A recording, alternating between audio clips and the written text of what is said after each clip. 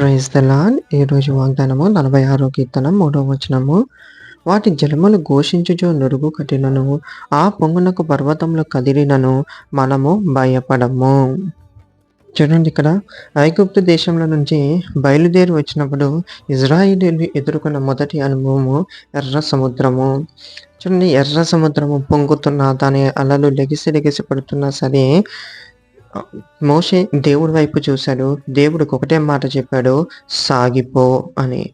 అలా దేవుడి మాట విని మోషే తన కర్ర చాచినప్పుడు సముద్రము 2 పాయలుగా విడిపోయి ఆరిన నేల మీద వాళ్ళు నడిచినట్లుగా మనం చూస్తున్నాము.